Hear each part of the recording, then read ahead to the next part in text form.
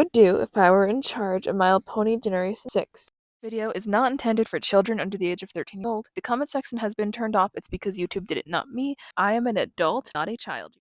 So hello and welcome back. This is Daisy Spines with a very late video. My cat got ill. Scared the hell out of me on Monday when I thought I'd be able to finish this one time. And he's still kind of rough when you're hearing this recording and likely when you're seeing it, but let's just hope for the best and hope that this ages well and he's doing well and he's on the up and up in a few weeks or a few days, hopefully. Urinary tract issue. So this is going to be a longer one, and I'm going to make it podcast format because I don't have time to edit in visuals for this. I'm working on a review of Season 9. I think I should prioritize the visuals for Season 9 review for Part 1 over visuals for this video because they'd be a lot harder to find for this video, so therefore take time. So view it as a podcast, sit down, maybe get something to drink, maybe like study or sang and listen to me talk in the background about what I would do. So let's start off with the visual style, which is probably a very important thing regardless of what people say. I would definitely have this generation be 2D flash puppet rig. It's been proven by Hasbro itself that this is cheap, efficient, and appealing to many people already. So this is why I would choose this specific thing. I really feel it's important that it be efficient cost-wise given Hasbro's money situation if I were in charge of Generation 6 and My Little Pony. So definitely 2D puppet rig. Honestly, the designs from the potential leaked pilot are very good option for this if you wanted to try to visualize what I'm talking about. If you've seen those, definitely can't sew those. I'm not going to be sewing any screenshots, but those ones I literally cannot sew. Because those are good. Now, another thing is, I wouldn't use previously existing main characters. I won't bring any main characters back from any generation. That being said, the pool of characters between Gen 1 and 3 that were iconic, or even background characters that weren't fleshed out in Gen 4, they could easily be ones that I would pull the names and designs of for this and flesh out as characters. I think that would be pretty cool. Another thing is the Cutie Mark Camp thing, which is potentially a thing. Hasbro is really trying to capitalize off of retro stuff and nostalgia as of late. For instance, MLP FAM's old enough to be nostalgic. That doesn't make me feel old at all as someone who's in the target demographic for it. But our main characters could invoke some more nostalgia, especially for older fans, if we brought back a few things in our main cast. What if the Cutie Mark Camp included My Little Pony adjacent creatures? These aren't like the standard Earth Pony Unicorn Pegasi. I would include each one of those in the main cast, though. There'd be 7 in the main cast if I did it. I think we need a core 7 group. I think it's a very good number. Between 5 and 7 main characters for My Little Pony. It's just pretty ideal. So we would have a Pegasi. In my ideal world, the Pegasi would have like a lighter, airier feel, so they'd be kind of like, I imagine they'd feel less dense on their bones. Yes, they fly with magic, but why not make them feel more like actual animals, like bigger wings, which is pretty cool. We'd have unicorns. I would want unicorns to be more like the traditional depictions of unicorns. Long, elegant, tall. I love the tails. And yes, I would have the little beards. I think those are cute. I like those. And I like their goat-like hooves, some incarnations. So I would like that for the unicorns, just have them with a fun amount of colors. And for Earth ponies, I'd kind of like them to be a stockier either draft horse or pony feel, or maybe Earth ponies could vary between like ponies and stockier draft horses. That would be awesome variation-wise on the body shape. So that's how they would look. For main characters that aren't ponies, I will spitball a few ideas, we'll say. Flutter ponies. A main character that's a flutter pony, they have cutie marks, they fly, and they're ponies, so the Cutie Mark Camp could feel more whimsical and magical by having everybody a part of it. Another thing I would have, for sure, especially because they're on this retro nostalgia kick, Hasbro, we would be getting the iconic sea ponies, which we won't play the music for, because copyright's a bitch, even with old stuff. And yes, I did include cuss words, it's only because YouTube doesn't need to mark this as for kids, I'm sorry. So that's one that I really love. I really, really, really love the idea of sea ponies and hippogriffs. I love both. Honestly, I might stick with Gen 4 and combine them only so it would be easier for the characters to interact in their world without having to, carry on a bathtub for the sea pony. I kind of like that transform between things, but I would flip, and the hippogriff is still a horse adjacent creature, at least in mythology. They are what happened when a horse and a griffin get together, usually a male griffin and a horse that is in heat. I can't go too much further, but things happen after that, and then you get a griffin, a hippogriff. So yeah, we'll leave it there. So we could go more mythology, more whimsical as a general tone for the thing, and I think that would be appropriate. And having them be like transform into sea ponies could be a little Benny. I don't know. They're magical creatures. Why not, right? Another species I would have at the forefront for these lovely pony adjacent creatures is the Kirin. I think the Kirin would be awesome. In mythology, Kirin are like dragon horse mixes, sometimes deer, depending on the mythology we're pulling from. They're also often called Quillin. I think that's how you say it.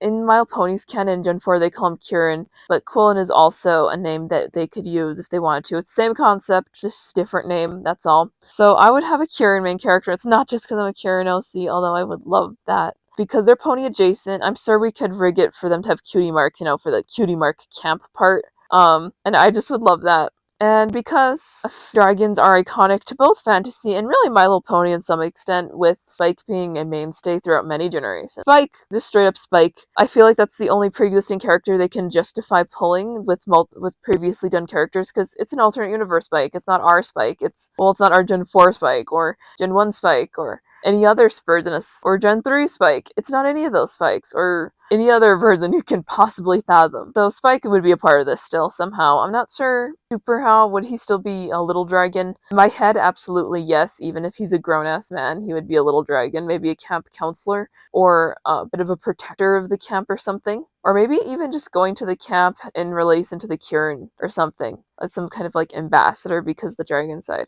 So, I mentioned 7 characters. If you're counting, we're at like 6. We're pretty much at 6 now. I was messing around with Breezy's being a Breezy being a central character. I feel like you could easily fudge a Breezy into it. They're pony adjacent. They're basically fairies. They're not called fairies because it's horses, so they're called Breezies because that's cute, but basically I think fairies. We used to include them too. Like I said, nostalgia. If Gen 3 isn't nostalgia, I don't know what is. It's like the very epitome of it. So that's why I say that. Another thing is this would have a lighter hearted tone. If I'm being realistic, I would want to bridge the gap between media for older kids and teens because media right now is jumping from very, very young children, like under 5, to all the way to only above 13. So if I was being realistic, I would want this to bridge that gap. And at least camps could have that because it could fall in the tween programming with the way camp dynamics are, especially if you were to infuse romance, which I'm pretty neutral on. I really don't think it needs a lot, but that's my ideal target demographic. Although in reality, Hasbro's aiming for like 4 to 11-year-olds or something. Or really at this stage 10-year-olds because childhood is getting progressively shorter. So we'd probably realistically, if you want to market it and actually get this thing off the ground, have to aim for a younger demographic. Probably leaning more on the young side because younger children play with toys more. So it would probably be a near preschool program. The premise itself, like a camp, could really work for any age group if you ask me though, because camps are part of more than just childhood for a lot of people. Camping is more than that. Definitely would have a high fantasy feel, high concept fantasy. Another thing that I would definitely do for the, at least on-screen media, is make sure the cast is like mixed genders. Probably, I don't know why. I think my unicorn would be male and maybe one of the pony adjacent creatures, like a male breezy. I think that would be cool. So like a male breezy, probably make it about 50-50 because Spike's a part of it. So yeah. And then everybody else could remain mares because this would still be a girl-centric so we won't tip too far into representing a lot of male characters, but I think it's good to have a cast with mixed genders, personally, and not just girls. I know Gen 3 slays with it, so maybe it's not that bad. Another thing is trying to appeal to the generation this would be coming out for, which is technically gonna be slightly younger generation alpha and the beta. I don't like that. I don't like that at all. But a little bit on beta if it were to run long enough, which I don't like. The name disgusts me. Sorry. But this would in some way probably appeal to them because if we're being realistic, lower age demographic, you're probably going to hit that toddler audience pretty fast. Because, babies born this year will be 4 years old in 4 years. So if this is a franchise that goes 6 years, that means that they will eventually be a part of your demographic. That's all. So we have to acknowledge something very, very important about anything Hasbro does. They're supposed to be a toy company, not a media company, a toy company. So we would have toys. And the backbone of the MLP toy franchise is and will likely always be the My Little Pony Brustables of a whatever standard size for whatever generation. Standard size ponies from Gen 1, Gen 3, Gen 2, Gen 4, Gen 5 probably had the weakest Brustables, if I'm being honest. Even Generation 3.5 might be better on Brustables,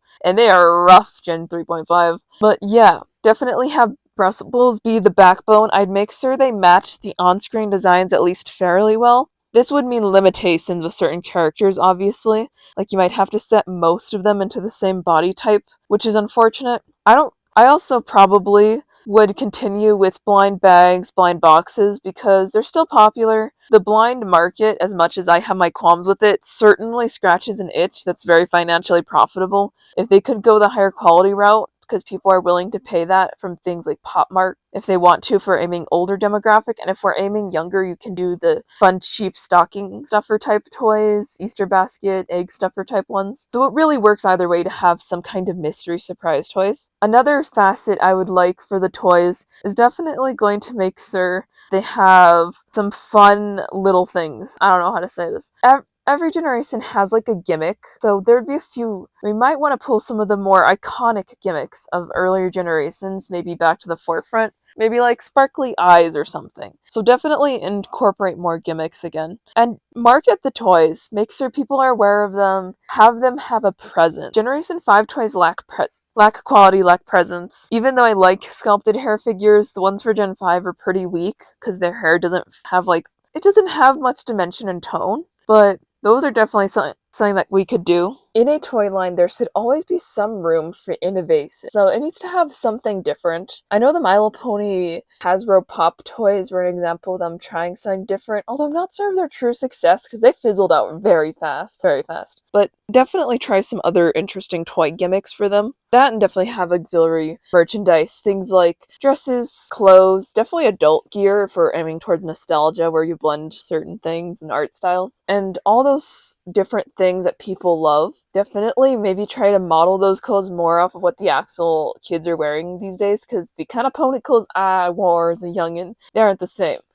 Maybe I'll sew them at one point, but like, I was a little girl who wore My Little Pony merch, okay? When I was little, I did that. Sir, I'm older now. I'm an adult, technically. But back in the day, I was rocking that pony merch, you know? Ain't no one stopping me with my pony merch. So definitely auxiliary merch. Always a good idea. Wear your interests, buttons, pins. Which Hasbro doesn't have a lot for Gen 5, actually. I've barely seen any now I'm thinking about it. At like there's the girl section at like Walmart or whatever. But I'm sure it exists. Maybe it's just not very common where I live for some reason. Who knows? I'm not near many major stores. It's kind of nowhere, middle of nowhere type area. So that could just be a me problem. I think that wraps up what I would say about the toy line, and I think I'm going to circle back real quick to the world. I want this world to not have much technology in the on-screen and any written media like comics, books, anything else that could be, not a toy basically, but like a part of it.